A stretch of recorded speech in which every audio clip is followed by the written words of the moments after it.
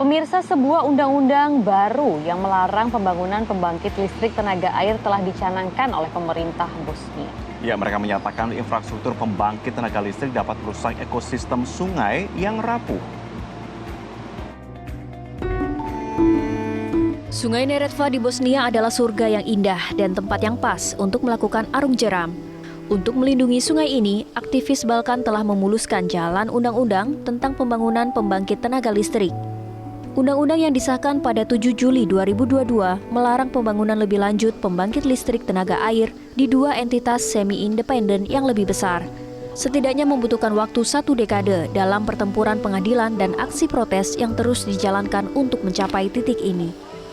Dakle, cijeli biznis malih hidroelektrana je započeo nekih 15 godina unazad. Tada su investitori odlazili u sela i obećavali ljudima prosperitet.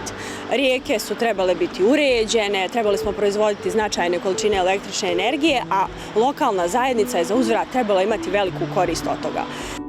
Kusturika juga menyampaikan bahwa investor mulai menjebak sungai dan mengalihkannya dengan pipa, serta mengambil air yang digunakan setiap hari oleh penduduk setempat dan satwa liar. Hal tersebut mampu mengikis dan merusak hutan di sekitarnya. Pokazalo se u stvari da uticaj na okoliš je jako štetan. Vidljivo je okom da rijeke ostaju bez vode, šuma se povlači, a lokalno stanovništvo je prestalo da ima dostupnost pitkoj vodi od koje su živjeli i stoka i poljoprivreda, a na kraju i ljudi. Meski begitu, pihak berwenang justru menawarkan kepada investor subsidi publik dan harga yang tetap di atas pasar untuk kontrak jangka panjang. Mereka beralasan bahwa ini akan membantu Bosnia mengurangi ketergantungannya pada batu bara dan mempercepat transisi energi terbarukan. Ledakan infrastruktur membuat 110 pembangkit listrik tenaga air kecil dibangun di Bosnia. Menurut data resmi yang dikumpulkan dengan susah payah oleh para aktivis, pemilik pembangkit listrik tenaga air kecil Bosnia selama dekade terakhir telah meraup jutaan euro dalam subsidi sambil membayar biaya konsesi yang sangat kecil.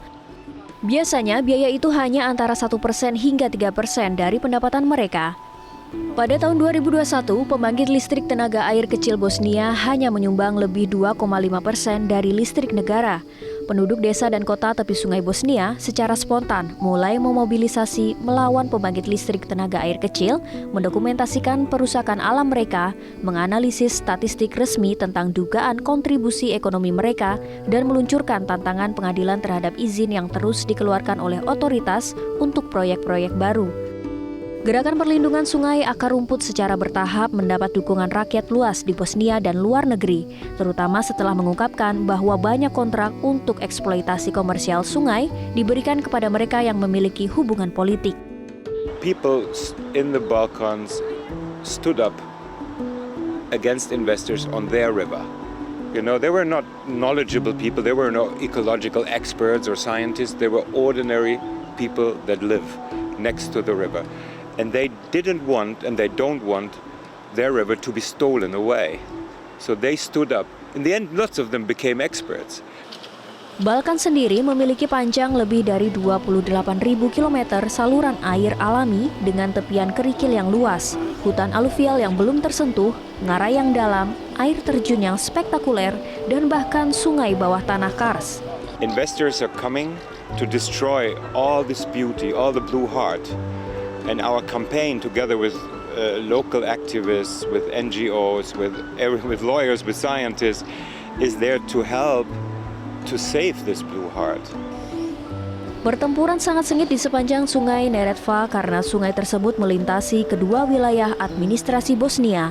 Pada awalnya, mereka menghentikan eksploitasi komersial Neretva dan anak-anak sungainya, di mana 67 pembangkit listrik kecil baru akan dibangun. Hal itu tampak mustahil, karena memerlukan pengetahuan mendalam tentang hukum yang berbeda dan terkadang bertentangan di dua bagian administratif Bosnia. Namun tidak seperti masalah lain di Bosnia sejak berakhirnya Perang Brutal 1992 hingga 1995, di mana perlawanan terhadap eksploitasi komersial sungai yang mengalir bebas telah menyatukan orang-orang dari latar belakang etnis yang berbeda. Sejauh ini, para aktivis yang memperjuangkan Das Neretva telah menghentikan atau menunda pembangunan 56 pembangkit listrik tenaga air.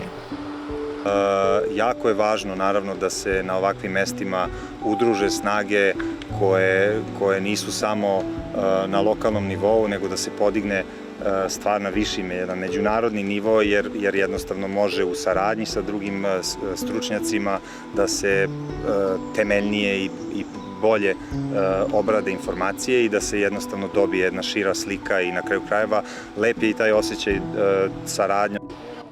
Dia menyebut sungai sebagai aliran darah dan jantung yang berdetak di bumi. Undang-undang kelistrikan yang baru memberikan waktu 3 tahun kepada pemegang konsesi yang ada untuk mendapatkan izin yang diperlukan dan persetujuan masyarakat setempat untuk melanjutkan proyek mereka. Ini telah memicu kekhawatiran bahwa investor dan otoritas lokal akan kembali menemukan cara untuk melanggar aturan. Secara keseluruhan, lebih dari 2.700 pembangkit listrik tenaga air besar dan kecil diproyeksikan akan dibangun di sungai-sungai Balkan. Bosnia sendiri memiliki 244 sungai dan memiliki rencana untuk membangun lebih dari 350 pembangkit listrik tenaga air. Mi ćemo iskoristiti sve pravne lijekove, jer ukoliko ne mognemo sporiti to, mi smo spremni štititi ovo područje svojim tijelima i ne dati ni investitoru ni teškim mašinama da uđu u ovo područje. Sekitar belasan kasus, pengadilan Bosnia mengatakan pihak berwenang telah